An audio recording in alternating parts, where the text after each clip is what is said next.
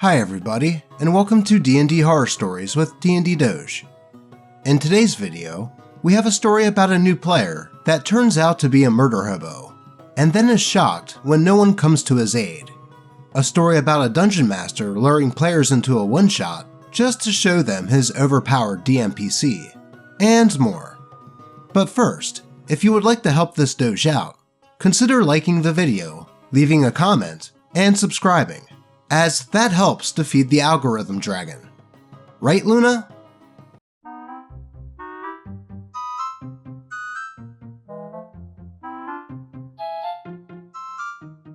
Never mind. She looks busy. But with that YouTube stuff out of the way, let's get into some RPG horror stories.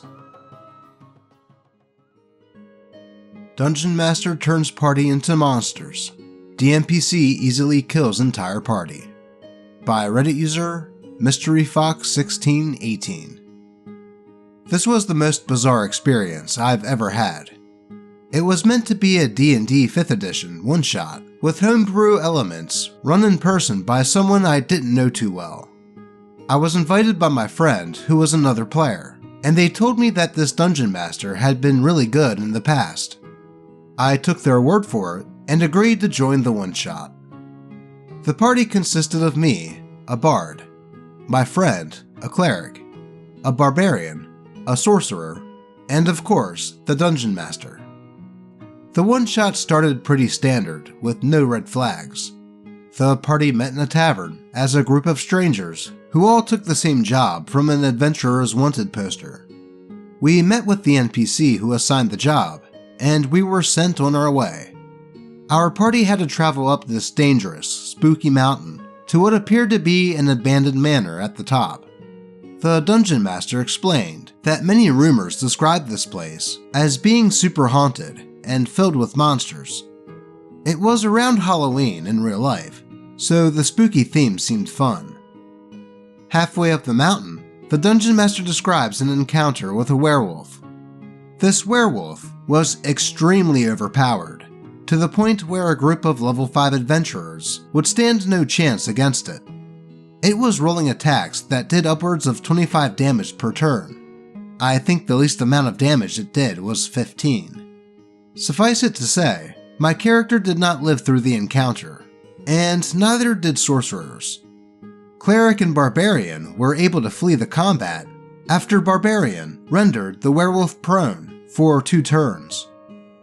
The dungeon master asked us to hand over our character sheets, then gave us pre-made characters.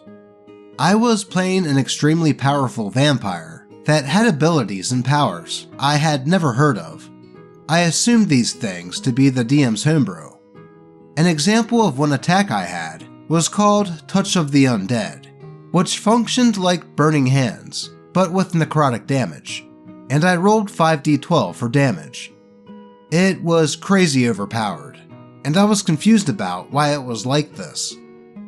Dungeon Master explained to me and Sorcerer that our new characters were not yet in contact with the party. Our characters were awaiting the party's arrival in the manor up ahead. I asked if we were meant to team up with the party, and Dungeon Master got noticeably irritated with this question, as if it was obvious what we were supposed to do. Dungeon Master told me that Sorcerer and I would stop at nothing to see the party eradicated.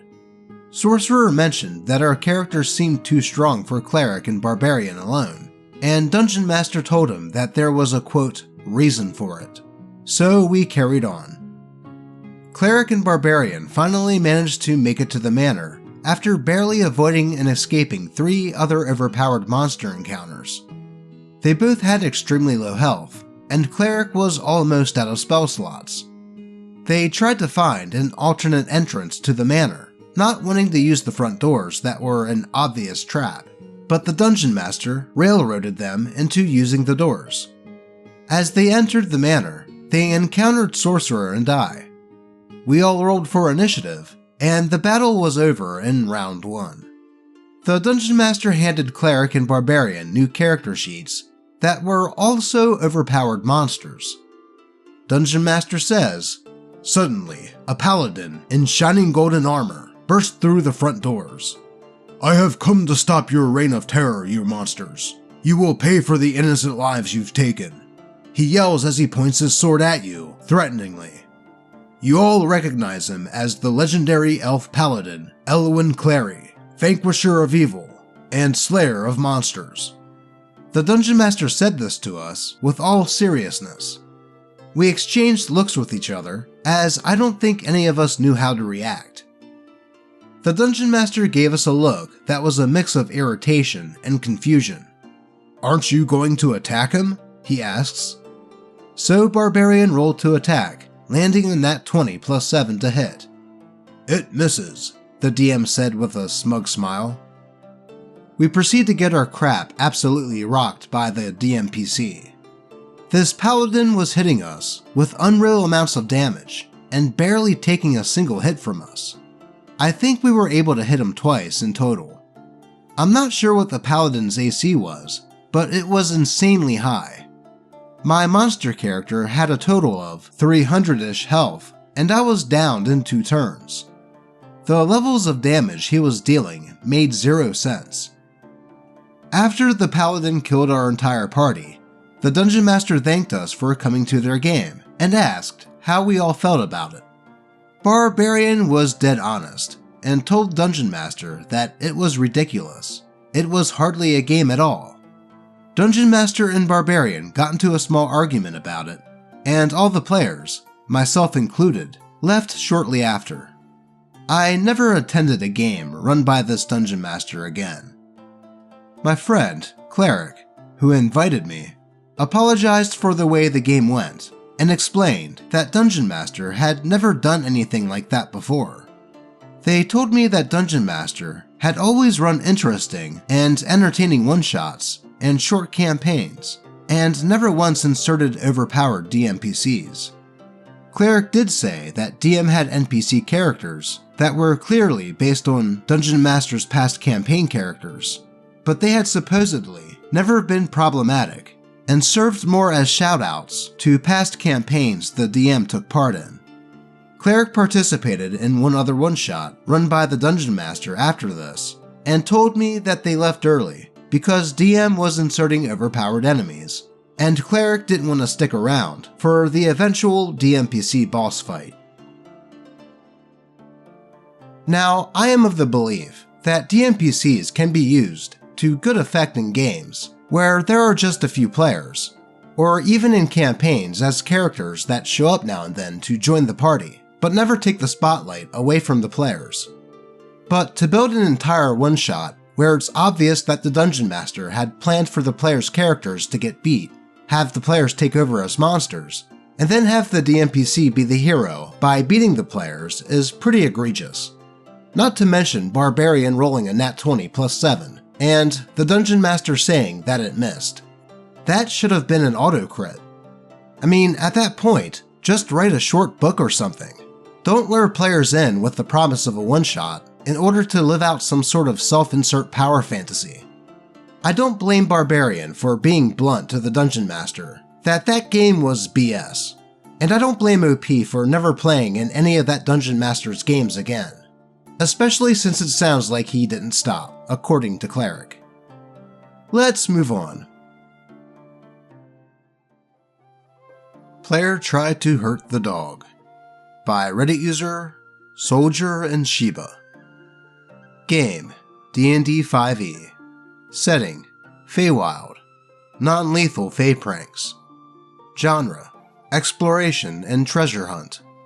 Format, virtual tabletop using Roll20. Party level, 2.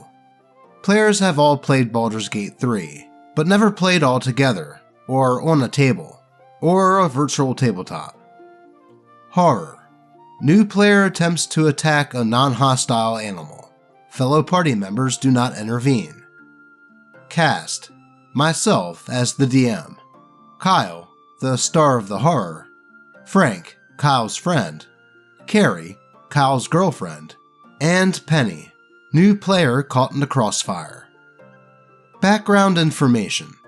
Longtime Dungeon Master here. Just wanted to share a quick one-shot horror story. I use a very light-hearted, exploration-based one-shot when introducing new players to the game. It's set in my homebrew village of Connemara, which is loosely based on the scenic touristy town of Connemara in Ireland. So, it's home to face shenanigans and pranks, not heinous combat encounters. I do this specifically so new players can feel out the mechanics of a game before leaping into danger. Sure, I throw some spiders, goblins, bandits, crawling hands, and simple stuff like that into the mix, but nothing too tricky or monstrous, and I telegraph everything pretty well. The story. The party hops off the ship that brought them to Connemara, and they are met with a variety of hooks, which I explain in careful detail. They see a mysterious girl singing a song, jump off the docks and disappear into the water. They see two tiefling carriage drivers beckoning them over. They see a lighthouse, blinking a peculiar pattern in the distance. And they see a man standing next to a dog, taking in the sights. The party approaches the man and the dog. The man introduces himself as Mazakazi and says he just arrived as well, and politely offers to travel with them. I used this guy as a guide to help new players. If players fumble or become overwhelmed, he'll gently suggest a few options. Kyle becomes suspicious of Mazakazi, and I guess decided to try to look, quote, badass in front of his girlfriend, and stated that he'd like his character to kick the man's dog. He what now? I was taken aback by this. I decided to describe how the dog looked before he set this course of action in stone, by saying, the dog appears to be about 40 pounds, roughly the size of an Akita, with a thick red coat of fur, and an attentive look on their face, with perky ears and a curled tail. They do not appear to be hostile. I then ask Kyle, are you sure you want to kick Mazakazi's dog? Kyle confirmed his choice and sealed his fate. I have a stat block for the dog named Ryu. Ryu is a slightly modified blink dog. His attacks have a little better chance to hit, and he has the alert feat, so he can't be surprised. Why does Ryu have alert? So when the party sleeps during the night, they can't get 100% ambushed, because Ryu will help out if they bring him along. I tell Kyle to roll improvised weapon to hit Ryu. Kyle asked if he could roll with advantage, and I explained that normally, yes. However, Ryu has alert. Kyle makes a comment about how that's BS, and whiffs his attack. I then introduce Kyle to another slight modification of Ryu, Riposte. So when you fail to hit Ryu, he uses his reaction to attack. It hits, with a max damage roll of 7 piercing damage. An oof, but not too awful. I announce, alright, everyone who wants to fight or intervene, roll initiative. What followed was kind of what I expected to happen. Ryu gets top of the initiative, and I have him take the dodge action, clearly showing you don't have to do this.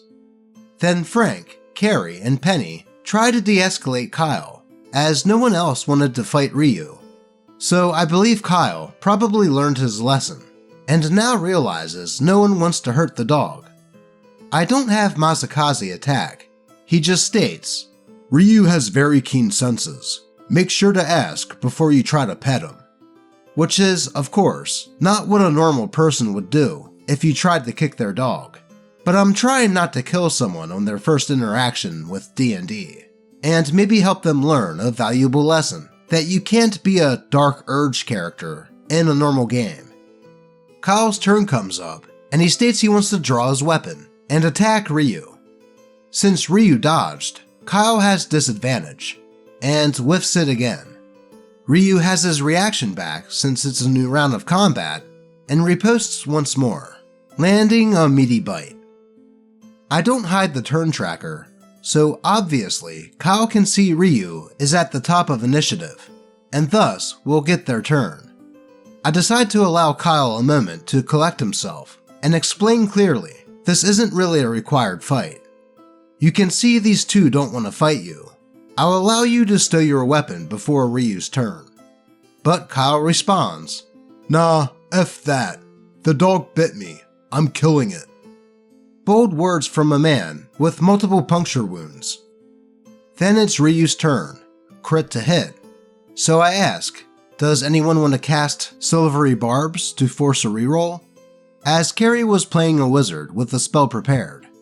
Carrie shook her head no, so the bite went through and downed Kyle.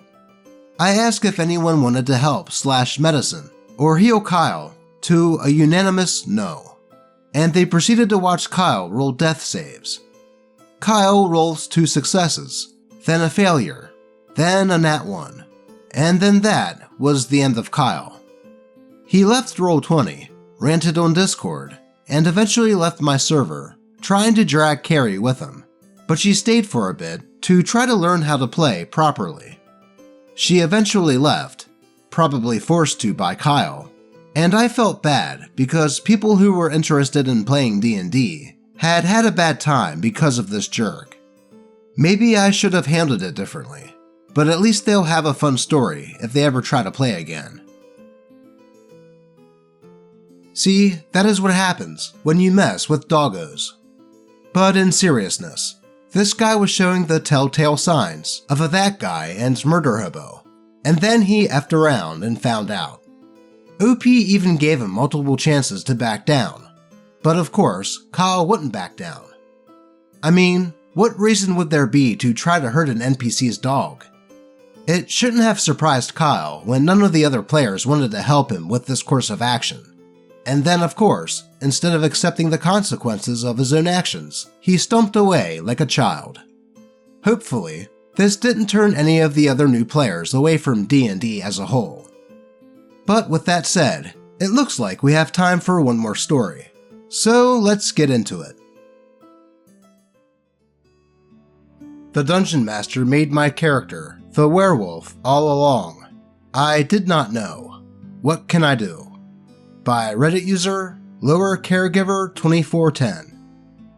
I've been playing D&D for about a year now with my friend, who is the Dungeon Master, and part of his group of friends.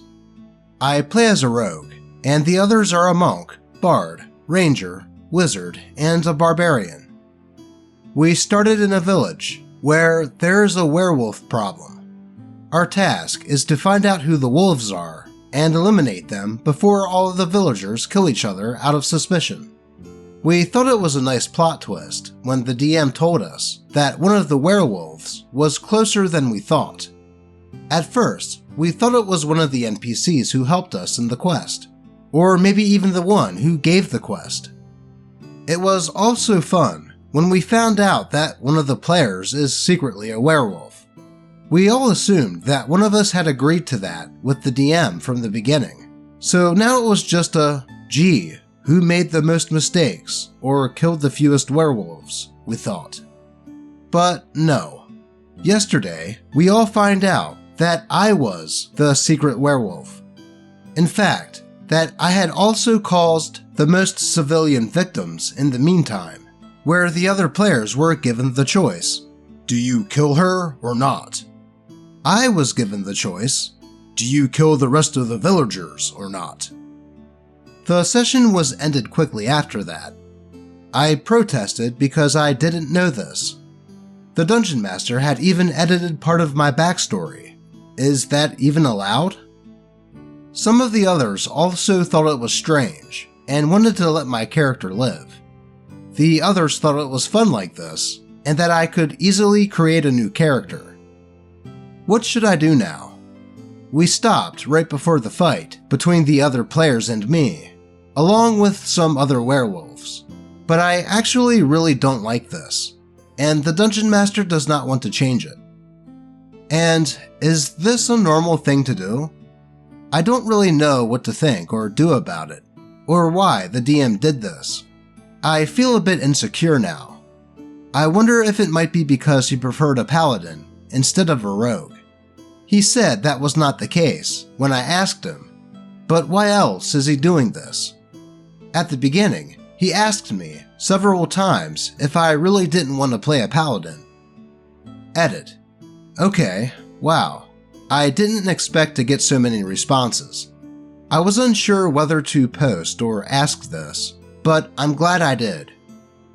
Thank you very much for all the info about D&D, DMs, and werewolves.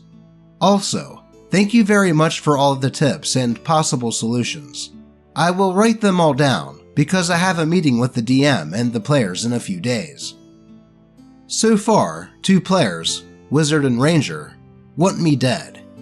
One player, the Barbarian, wants to keep me alive, and the others are in doubt. Barbarian wants to stand up for me, but also fears that the Dungeon Master might do something to her character if she does.